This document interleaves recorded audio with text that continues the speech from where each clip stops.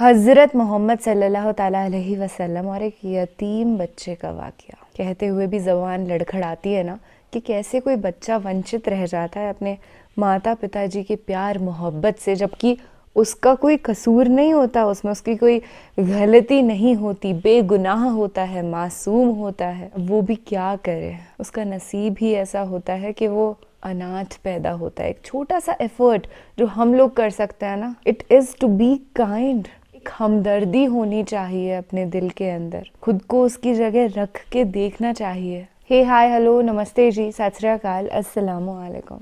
मैं निधि शर्मा इंडिया से। और सोचिए, अगर दुनिया का हर इंसान प्यार मोहब्बत से पेश आने लग गया तो दुनिया कितनी बदल जाएगी ना। तभी तो कहते हैं कि अगर हज़रत मोहम्मद सल्लल्लाहु अलैहि वसल्लम साहब रसूल करीम के कदमों पर अगर दुनिया चलने लगी तो वाकई में इंसानियत का परचम जो है वो लहर जाएगा। कुछ वक्त पहले मेरा बदन टूट रहा था तो मैं सो गई थी और इस थॉट के साथ सोई थी कि आई एम एक्सट्रीमली थैंकफुल, बहुत धन्यवाद देती हूँ अल्लाह सुभान व तआला को कि मेरे पास एक परिवार है, माँ है, और हर उस बच्चे के लिए दुआ करती हूँ जिसके पास परिवार नहीं है ना, जो अनाथ पैदा हुआ है। उसको अल्लाह सुभान व तआला सब्र अता फरमाए और उसको एक अच्छी ज़िंदगी दें, अच्छा परिवार दें। हो सकता है आपकी जो ज़िंदगी फ़िलहाल चल रही है ना, वो बहुत सौ का सपना हो जीना, तो खुश रहा करिए और हर छोटी छोटी बात पे अल्लाह सुभान व तआला को याद करा करिए और धन्यवाद दिया करिए। अल्हम्दुलिल्लाह, हम कितने लकी हैं कि आज ये वाक़या सुन पा रहे हैं। आई एम 100% श्योर, एकदम डैम श्योर हूँ कि इस वाक़ये के अंदर कुछ तो भी बहुत अच्छा नेक काम करेंगे हमारे नबी पाक। यतीम बच्चे को तसल्ली देंगे। चलिए वाक़या सुन ही लेते हैं, फिर कर लेंगे तफसीली गुफ्तगू, प्यार भरी मोहब्बत नुमा। बिस्मिल्लाहिर्रहमानिर्रहीम। ये वाक़या नबी करीम सल्लल्लाहु अलैहि वसल्लम के ज़माने की बात है। मक्का में एक बेवा औरत रहती थी। वो मुसलमान नहीं थी बल्कि मुशरिक थी। उस औरत का 8 साल का बेटा था। वो दोनों बहुत गरीब थे, मुश्किल से गुजर बसर हुआ करता था। एक रोज़ माँ घर आई तो बच्चे ने माँ के करीब आकर सवाल किया, माँ, मैंने देखा है कि आप दूसरे बच्चों की माँओं की तरह नहीं हो। उनके पास नए नए कपड़े हैं और तुम्हारे पास तो मैले और फटे कपड़े हैं। माँ ने बेटे की तरफ नज़र भरकर देखा, प्यार से उसे अपने पास बिठाया और कहने लगी, अच्छा तो मेरा बेटा अब इतना बड़ा हो गया है कि उसे अपने माँ के हालात समझ आने लगे हैं। फिर अपने बेटे को सीने से लगाया और रोते हुए कहने लगी, बेटा तुम्हारा बाप मर चुका है और तेरी माँ अब बेवा है और तू यतीम है, इसलिए मेरे पास पहनने को अच्छे कपड़े नहीं है। तेरी माँ सारा दिन लोगों के घर में काम करती है और जो कुछ भी आज तक कमाया है वो तुम पर लगा दिया है। तुझे खाना खिलाया ताकि तू भूखा ना रहे, तेरे लिए कपड़े बनाए ताकि तेरा जिस्म ढांक सकूं और तेरी परवरिश कर सकूं। यह कहकर माँ बेटे को गले से लगाकर खूब रोई। बेटे ने माँ को चुप करवाते हुए कहा, माँ तेरी चादर फट गई है ना, मैं तेरे लिए नई चादर लाऊंगा। माँ ने पूछा, बेटा कहाँ से लाएगा, तू तो अभी 8 साल का बच्चा है। बच्चे ने बोला, माँ मैं चचा से मांग कर लाऊंगा। माँ ने कहा, तेरे चचा ने तो तेरे बाप की ज़मीन कब्जा कर रखी है, वो तुझे चादर कहाँ से देगा। बेटा बोला, नहीं माँ, मैं ज़रूर जाऊँगा। मैं चचा से जाकर कहूँगा मैं तेरा भतीजा हूँ, वो मुझे देखकर खुश होगा। मैं कहूँगा मैं ज़मीन लेने नहीं आया, बस माँ के लिए चादर लेने आया हूँ। माँ मुस्कुराई और बोली, बेटा तुझे पता भी है वो बहुत दूर रहता है, तू 8 साल का बच्चा है, कैसे जाएगा वहाँ। बच्चे ने इत्मीनान से जवाब देते हुए कहा, माँ तू फिक्र ना कर, मैं सब पता कर चुका हूँ। माँ ने बेटे को चचा के पास जाने की इजाज़त दे दी। बेटे को नहलाया, साफ़ सुथरा लिबास पहनाया, बाल संवारे, खुशबू लगाई और चचा की तरफ रवाना कर दिया। बच्चा पैदल चलता हुआ चचा के मकान में जा पहुँचा। जाकर देखा कि चचा अपने साथियों के साथ बैठा हुआ शराब पी रहा है। बच्चे ने अदब के साथ चचा को मुखातब करते हुए कहा। चचा ने मुड़कर देखा और कहा, तू कौन है।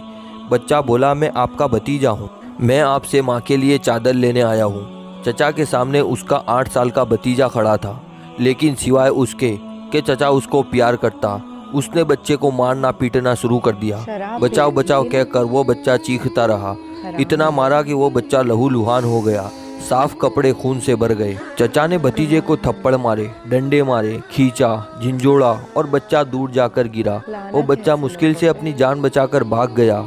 उधर माँ का दिल बेचैन हो गया। वो अपने बेटे की खातिर घर से निकल पड़ी। ये सिर्फ माँ और बेटे का प्यार था।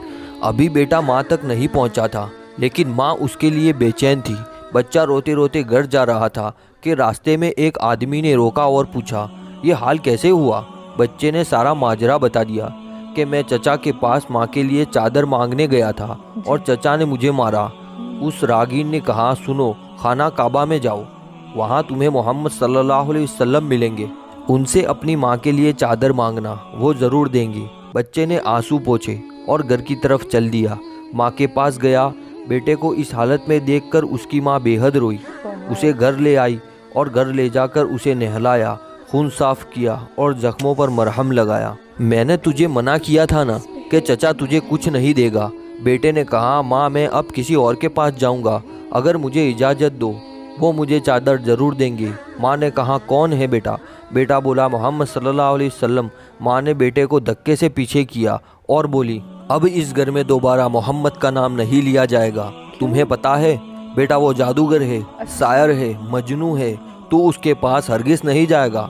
अल्लाह ताला ने इस बात का जिक्र कुरान पाक के 27वें पारे में फरमाया है कि लोगों ने मेरे नबी को मजनू, शायर और जादूगर पुकारा। बेटे ने कहा, माँ मैं उनका पता करके आया हूँ, मुझे एक बार उनके पास जाने की इजाज़त दो।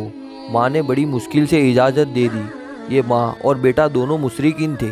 बेटा खाना काबा की तरफ बढ़ा। खाना काबा पहुंचकर अंदर दाखिल हुआ तो देखा कि बहुत से लोग खड़े हैं। बच्चे को पहले वाला मंजर याद आ गया। बच्चे की हिम्मत ना हुई कि किसी से पूछे कि मोहम्मद सल्लल्लाहु अलैहि वसल्लम कौन है। बच्चा दूर खड़ा देखता रहा। फिर उसने काबा के गिर्द चक्कर लगाना शुरू कर दिया। चलता रहा और देखता रहा।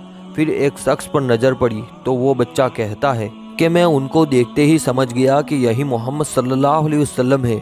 उनके चेहरे पर नूर ही नूर था। वो खामोशी से नज़रें झुकाए बैठे थे। बच्चा उनके करीब गया और आहिस्ता से कंधे पर हाथ रखा और बोला, मोहम्मद सल्लल्लाहु अलैहि वसल्लम। आप सल्लल्लाहु अलैहि वसल्लम ने पीछे मुड़कर देखा और कहा, कौन? बच्चा एकदम घबरा गया और रोते हुए कहने लगा, मैं एक यतीम हूँ, मेरी माँ बेवा है और मुझे मेरी माँ के लिए एक चादर चाहिए। मैं अपने चचा के पास गया था, लेकिन उन्होंने मुझे मारा और वहाँ से धक्के देकर निकाल दिया।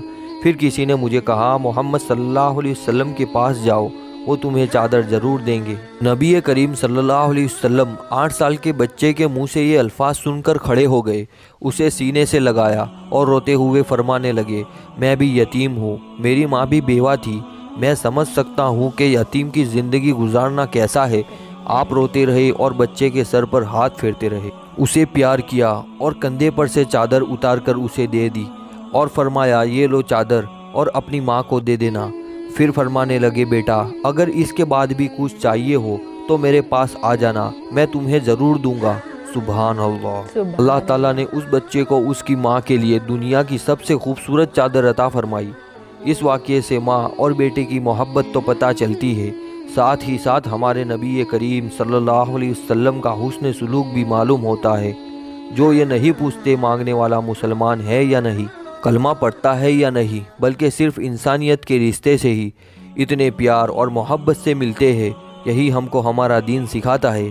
किसी यतीम और बेवा की मदद करना कितना नेक अमल है।